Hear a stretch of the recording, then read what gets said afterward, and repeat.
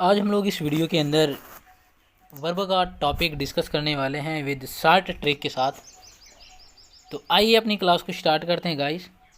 देखो वर्ब्स, ये है चैप्टर नंबर 8।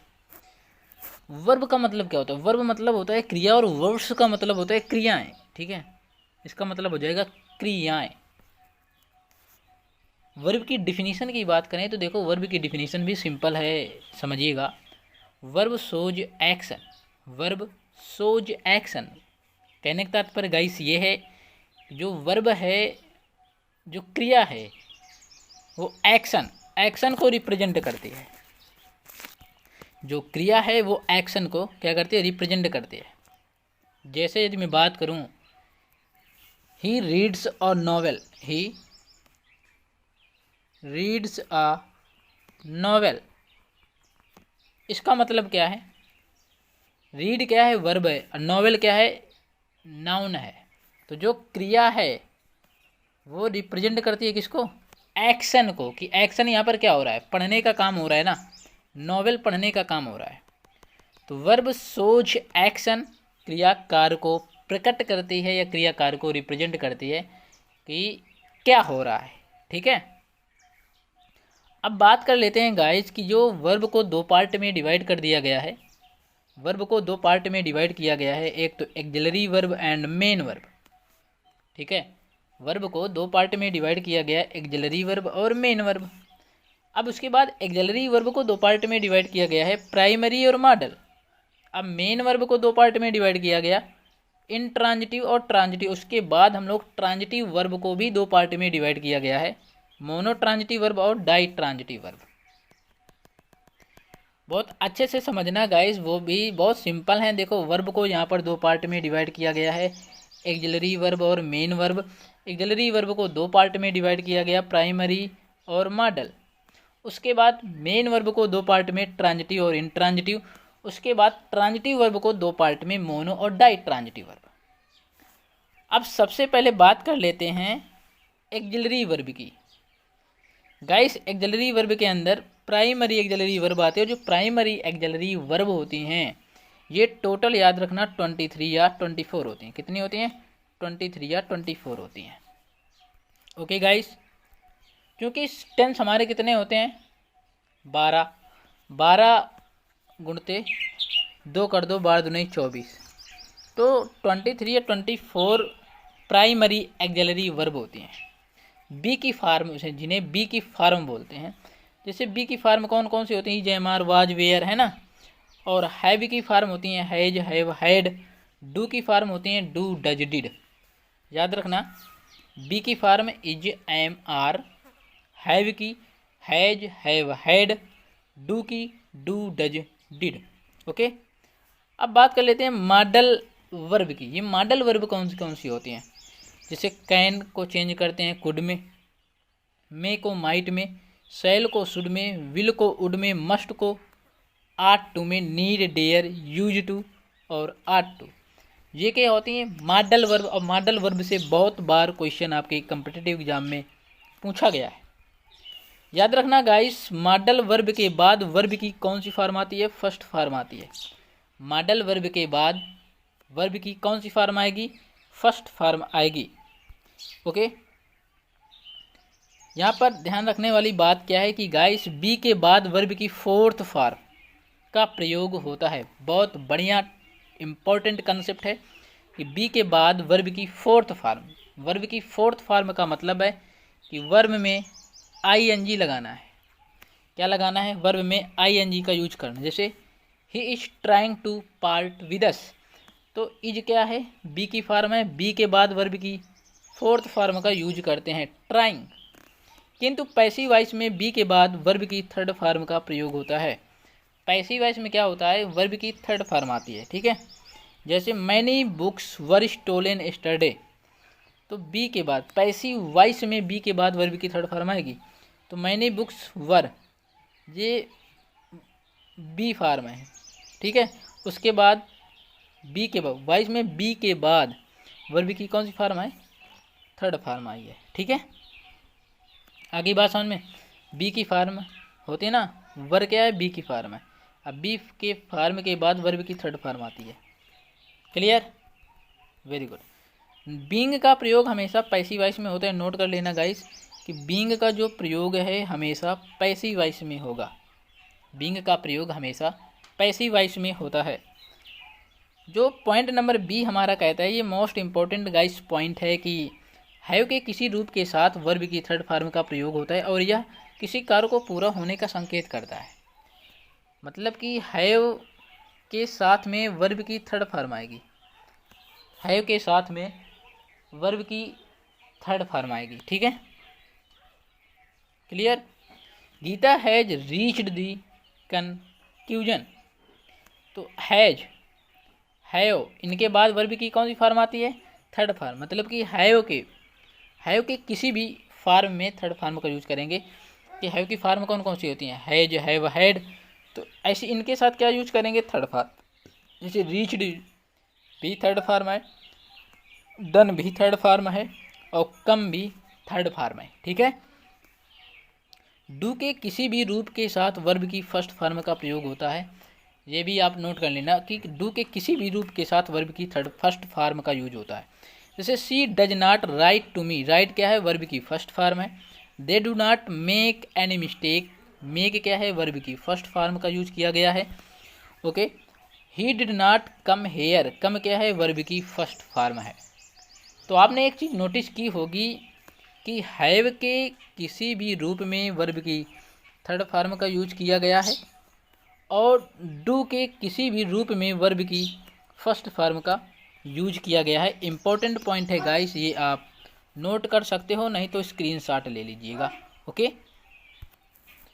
अगला पॉइंट डिस्कस करते हैं। हम लोग एक एक पॉइंट को बहुत बारीकी से समझने की कोशिश करेंगे, ठीक है।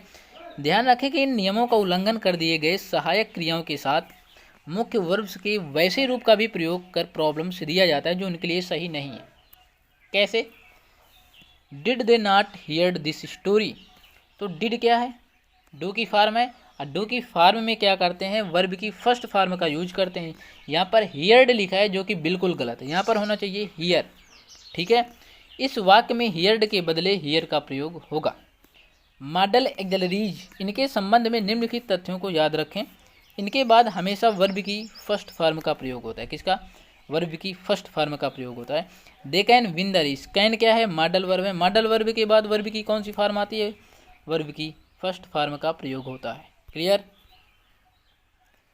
अगला है second point, Meera can and will help me, तो can, Meera can and will help me, तो मैं आपको बता दूं यहाँ पर कैन लिखा है, वर्ब की फर्स्ट फॉर्म आएगी, बिल्कुल सही है, ठीक है।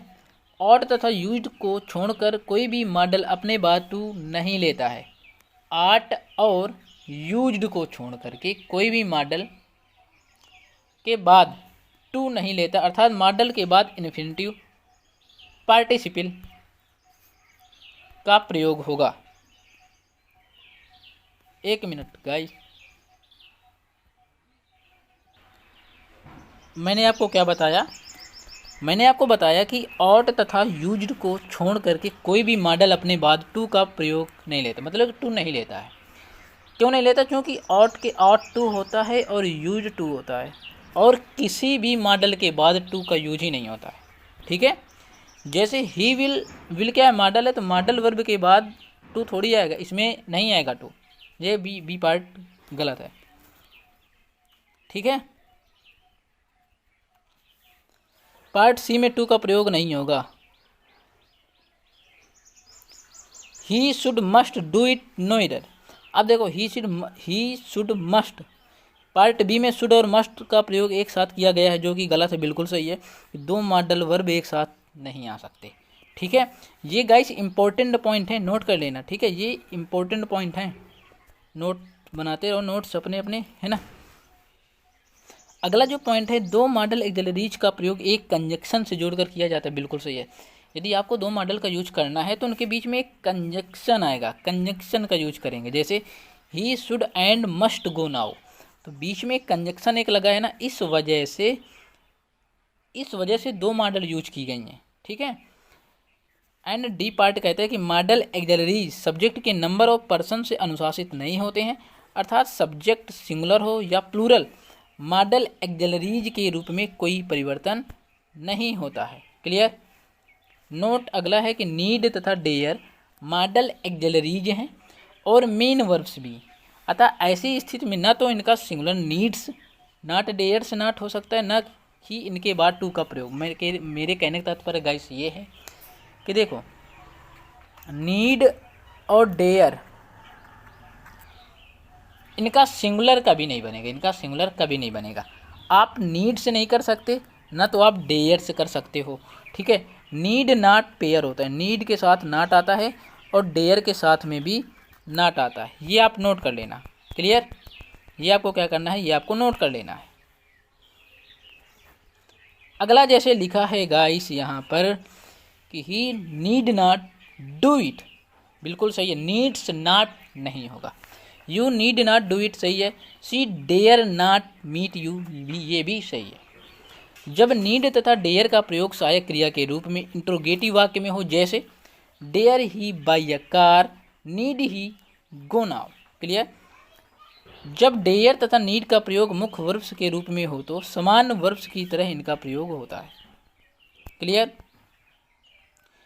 दे need some money, they do not need any money, do they need some money. ध्यान रखें कि जब एक प्राइमरी एक्सिलरी तथा एक मॉडल एक्सिलरीज का प्रयोग एंड से जोड़कर किया जाता है तथा उनके लिए एक ही मुख्य वर्ब्स का प्रयोग किया जाता है तो आवश्यकता अनुसार दोनों एक्सिलरीज के लिए मुख्य वर्ब्स के रूप में स्पष्ट। ये चलो ये आपको लैंग्वेज समझ में नहीं आए तो हम लोग एग्जाम्पल से देख लेते हैं। जैसे लिखा है he has done and will do a lot of work. तो हैज प्राइमरी है, प्राइमरी के बाद वर्ब की, हैज की जितने भी रूप होते हैं उनके साथ वर्ब की थर्ड फॉर्म जो आती है, ये तो बिल्कुल सही है। And will do a lot of work.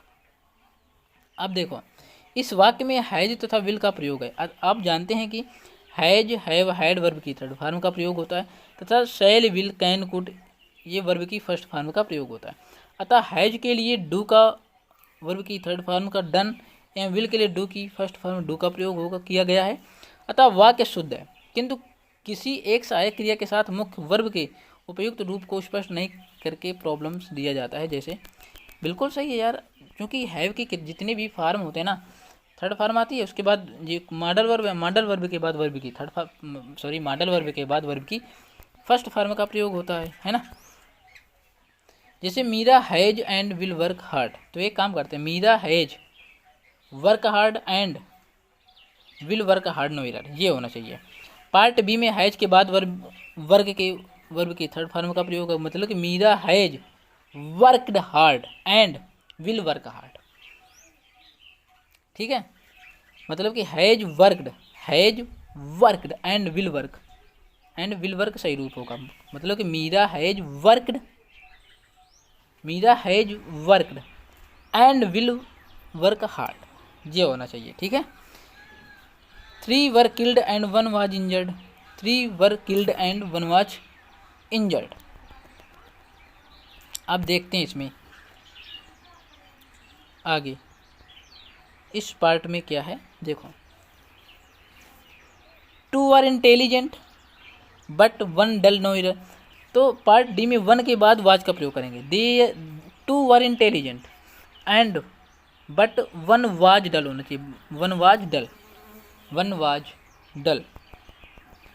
1 was beautiful but 2 were ugly, 2 were अगली, वर का यूज करेंगे, 2 वर अगली। क्लियर। अब मेन वर्ब की बात कर लेते हैं। मेन वर्ब के प्रयोग से संबंधित कई प्रकार के प्रश्न पूछे जाते हैं, जैसे किसी खास वर्ब के बदले किसी अन्य वर्ब का प्रयोग जिससे वाक्य मीनिंगफुल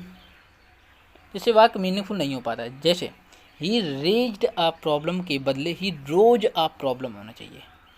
हु डिस्कवर्ड रेडियम नहीं, who invented radium. Clear. Who invented radium, अर्थात मुख्य वर्ब्स तथा इसके विभिन्न रूपों पर आधारित प्रॉब्लम्स दिए जाते हैं, अतः वर्ब्स तथा इसके विभिन्न रूपों की जानकारी रखें। कुछ मेन वर्ब्स तथा इसके विभिन्न रूपों को देखें, इन पर आधारित प्रॉब्लम समानतः दिए जाते हैं। बियर का मतलब होता है जन्म देना या ढोना या सहना। बियर की सेकंड फॉर्म बोर होती है और थर्ड फॉर्म बोर्न होती है। क्लियर। बोर्न का प्रयोग सिर्फ पैसिव वॉइस में होता है, जैसे he was born in 1980, he was born in 1980। Clear. Hang, hanged, hanged, lie, lay, lain, ले, लेड, लेड। ठीक है, तो आप इनको नोट कर लेना। देखो, हैंग का मतलब होता है लटकाना, तो हैंग, हंग, हंग। ठीक है, हैंग, हंग, हंग। और हैंग का मतलब होता है फांसी देना, हैंग्ड, हैंग्ड। क्लियर। राइज का मतलब जगना या उठना, राइज, रोज, राइजेन। रेज का मतलब होता है खड़ा होना या खड़ा करना, उठाना, रेज्ड, रेज्ड। क्लियर। किसी भी मुद्दे पर बात को उठाना।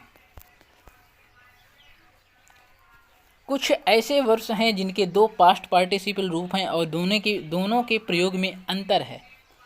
इन पर आधारित प्रॉब्लम्स भी दिए जाते हैं। द लीड हैज मेल्टेड के बदले the lead has molten. The ship has sunk के बदले the ship has sunken. Clear. तो गाइस, ये आई थिंक आपको समझ में आया होगा। हम लोग इसकी नेक्स्ट वीडियो डिस्क्रिप्शन बॉक्स में बहुत जल्द अपलोड कर देंगे। ठीक है, तो गाइस, यदि आप इस वीडियो के अंदर नए हो तो चैनल को सब्सक्राइब करके बेल आइकन को प्रेस करना मत भूलिएगा। मिलते हैं नेक्स्ट वीडियो के साथ।